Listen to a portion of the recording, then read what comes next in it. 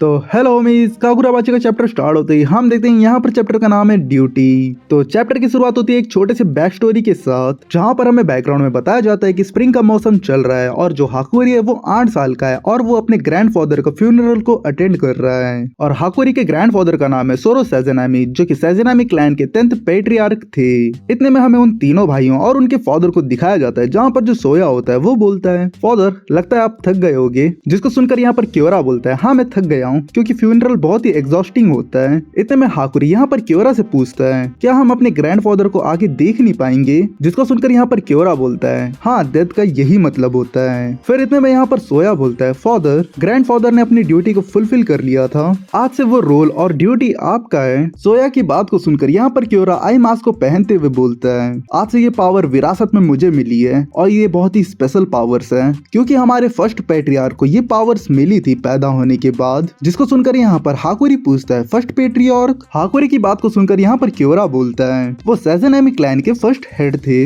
वो एक brilliant inventor थे जिनके पास स्पेस को कंट्रोल करने का एक स्पेशल सॉर्सरी था और 2000 साल पहले उन्होंने इस स्पेस को बनाया जिसे हम आज स्टोर हाउस कहते हैं। उन्होंने मर्चेंट के फैमिली के तौर पर सैज़नामी डायनेस्टी की शुरुआत करी और ये जो स्टोर हाउस की जो पावर है वो पास डाउन होते आई है पेट्रियार्क से पेट्रियार्क तक। इससे पहले तुम्हारे ग्रैंडफादर ने इसे प्रोटेक्ट किया, उनके बाद जाकर ये मुझे पास डाउन हुआ है और एक दिन ऐसा आएगा जिस दिन मैं तुम तीनों में से किसी एक को ये पास डाउन करूंगा। क्योरा की ये बात सुनकर यहाँ पर हाकुरी पूछता है, क्या इस पावर के साथ ये मास्क भी मिलता है हमें। जिसको सुनकर यहाँ पर क्योरा बोलता है, हाँ यही स्टोर हाउस का गार्डियन सिंबल है जिसे हम सैज़नामी पेट्रियार्क कहते हैं। नॉर्मल तौर पर ये होता है कि लोग अपनी सॉर्सरी को पास डाउन नहीं कर पाते हैं। ये चीज हमारे साथ इसलिए पॉसिबल हो पाती है क्योंकि हमारे अंदर एक स्ट्रॉन्ग बॉन्ड जुड़ा हुआ है। ये बात सुनकर यहाँ पर हाकुरी पूछता है, बॉन्ड। दूसरी तरफ यहाँ पर तेनरी बोलता है, ये ब्लड है ना। जिसको सुनकर यहाँ पर क्योरा बोलता है, तेनरी तुम बहुत ही होशियार हो, ब्लड ही वो चीज है जो हमें एक दूसरे से कनेक्ट करके रखती है। ये बोलने के बाद यहाँ पर क्योरा तेनरी और हाकुरी से पूछता है, तो अभी बताओ क्या तुम दोनों मुझसे प्यार करते हो। जिसको सुनकर यहाँ पर हाकुरी और तेनरी बोलते हैं, हाँ हम आपसे प्यार करते हैं, ये तो बिल्कुल ऑब्वियस ही बात है। जिसको सुनकर यहाँ पर क्योरा बोलता है, ये तो बहुत ही अच्छी बात है, अगर ऐसी बात है तो मैं भी तुमसे बहुत ही ज्यादा प्यार करता हूँ, क्योंकि हम आपस में एक बॉन्ड को शेयर करते हैं और हम आगे जाकर भी एक दूसरे से कभी सेपरेट नहीं होंगे। और मुझे पता है कि तुम्हारे जो ग्रैंडफादर है हमें आगे तक देखते रहेंगे ऐसे ही। और इसी के साथ सीन यहाँ पर प्रेजेंट की तरफ आता है, जहाँ पर हाकुरी यहाँ पर चिहिरू से बोलता है, मैं इसे संभाल लूंगा। ये बात सुनकर यहाँ पर सोया बोलता है, मैं तुम्हें मार डालूंगा, अब मुझे जाकर समझ में आ गया है कि तुम कभी वापस नहीं आने वाले हो। हाकुरी तुम पूरी तरीके से पागल हो गए हो जब से उस औरत ने तुम्हें अपने जाल में फंसा लिया है। ये सुनकर यहाँ पर हाकुरी यहाँ पर चिहिरू से बोलता है, चिहिरू तुम यहाँ से जल्दी से जाओ। हाकुरी की बात को सुनकर यहाँ पर चिहिरू अपने मन में कहता है, ये तो पागलपन है, सोया इतना इंजर्ड होने के बाद भी हाकुरी उसे संभाल नहीं पाएगा। चिहिरू को अभी तक ना जाता हुआ देखकर यहाँ पर हाकुरी चिहिरू से बोलता है, प्लीज चिहिरू तुमने ही ये बात बोली थी, हमें आगे बढ़ना होगा हमारी अच्छाई के लिए। हाकुरी की ये बात सुनकर यहाँ पर चिहिरू अपने मन में कहता है, आखिर यहाँ पर क्या चल रहा है, हाकुरी तो पहले ऐसा नहीं था, क्या हाकुरी को कोई बड़ा सा ब्रेक थ्रू मिल गया है। दूसरी तरफ हाकुरी बोलता है, मैं ये करके ही रहूंगा, मुझे अपनी जान को जोखिम में डालना होगा इस मैटर को हमेशा के लिए खत्म करने के लिए। और इसी के साथ सीन शिफ्ट होता है और यहाँ पर सीबा-सान की तरफ जाता है, जहाँ पर जो तेनरी होता है अपने स्पिरिट बीस्ट के साथ रेडी हो जाता है। जिसको देखकर यहाँ पर सीबा-सान अपने मन में कहते हैं, एन्चेंटेड ब्लेड से जुड़ी स्पिरिट एनर्जी की स्पेसिफिक रिएक्शन होता है, उसने अभी अभी कुछ मेरे सामने पकड़ा है अपने हाथों में। तो भाई लोग यहाँ पर जो तेनरी अपने पिछले चैप्टर में देखा था, तेनरी अपने हाथ में एक दातिन केसी को पकड़े रहता है, जिसकी वजह से उसको भी एक एन्चेंटेड ब्लेड जैसा पावर मिला है। इतने में हम देखते हैं यहाँ पर जो तेनरी होता है अपनी जगह से जल्दी से गायब होकर यहाँ पर सीबा-सान के पीछे आता है अटैक करने को।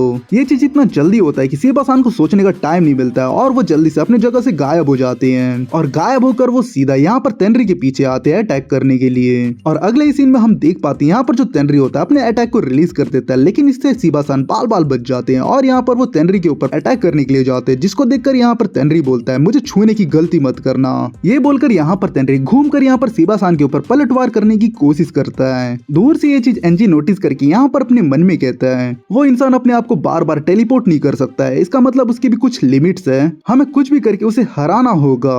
दूसरी तरफ यहाँ पर सीबा-सान तेनरी को देखकर अपने मन में कहते हैं, उसकी स्पीड्स और पावर बहुत ही जल्दी बढ़ते जा रही है। जैसे सीबा-सान ये बात सोचते हैं, यहाँ पर जो एनजी होता है यहाँ पर सीबा-सान के ऊपर अटैक करने को आता है, लेकिन यहाँ पर सीबा-सान उसका भी बैंड बजा देते हैं। इतने में हम देखते हैं यहाँ पर जो क्योरा होता है अपने बेटे के लिए यहाँ पर बहुत सारे तलवार को समन करता है, जिसको तेनरी यहाँ पर सीबा-सान के ऊपर लॉन्च करता है। लेकिन इतने में हम देखते हैं वहाँ पर चिहिरू आ जाता है और अपने योई को यूज करके यहाँ पर बर्फ की वजह से वो बाकी तलवार उसको रोक देता है। और इतने में यहाँ पर चिहिरू सीबा-सान से पूछता है मेरा टाइमिंग कैसा था, जिसको सुनकर यहाँ पर सीबा-सान बोलते हैं परफेक्ट। इतने में जो सीबा-सान होते हैं यहाँ पर चिहिरू से पूछते हैं वैसे क्लाउड गोगर का क्या हाल चाल है, क्या तुम उसे अभी भी यूज कर सकते हो। सीबा-सान की ये बात सुनकर यहाँ पर चिहिरू बोलता है इस योई के अटैक के बाद मैं माई को 1.7 टाइम्स यूज कर सकता हूँ। सुनने में तो ये सही नहीं लग रहा है, लेकिन मैं फिर भी इसे ध्यान से यूज करूंगा। इतने में चिहिरू यहाँ पर तेनरी को देखकर यहाँ पर सीबा-सान से पूछता है इस बंदे के पास इंचेंटेड ब्लेड जैसी पावर्स कैसी है, जिसको सुनकर यहाँ पर सीबा-सान चिहिरू से बोलते हैं वो लड़का किसी तरह का पत्थर पकड़ा था, मैंने देखा था। जिसको सुनते ही यहाँ पर चिहिरू बोलता है दातेन सीकी।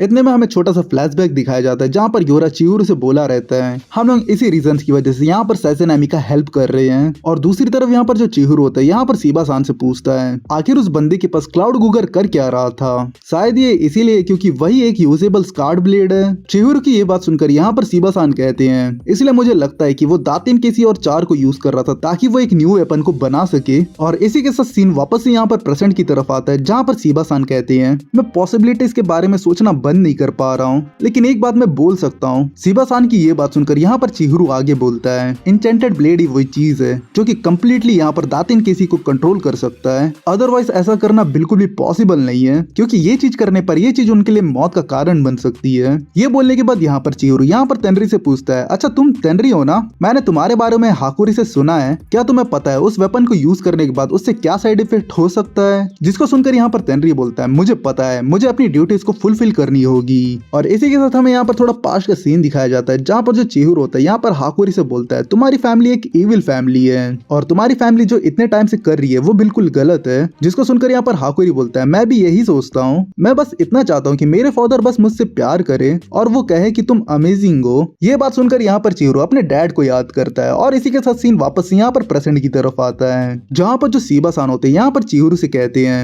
मुझे लगता है कि उस वेपन का जो इफेक्ट है उसकी भी एक टाइम लिमिट होगी, शायद हमें पीछे हटकर थोड़े टाइम बाद रीग्रुप होना चाहिए। जिसको सुनकर यहाँ पर चिहिरू बोलता है नहीं सीबा-सान अभी बहुत लेट हो चुका है, मैं उसका डटकर सामना करूंगा और मैं उसे एक ऑनरेबल डेथ दूंगा। इसी के साथ हमें यहाँ पर एक छोटा सा फ्लैशबैक दिखाया जाता है जहाँ पर हाकुरी बोलता है मुझे बस एक ऐसा इंसान चाहिए जो मुझे सही रास्ते की तरफ ले जाए। और इसी के साथ सीन यहाँ पर हाकुरी की तरफ आता है जहाँ पर जो हाकुरी होता है अपना ईसो को लॉन्च करता है यहाँ पर सोया के ऊपर। दूसरी तरफ यहाँ पर सोया भी होता है, वो भी अपने ईसो को लॉन्च करता है। और इसी के साथ ये चैप्टर यहीं पर एंड होता है। यहाँ तक वीडियो देखने के लिए थैंक यू। तो चलो मिलते हैं नेक्स्ट वीडियो पे।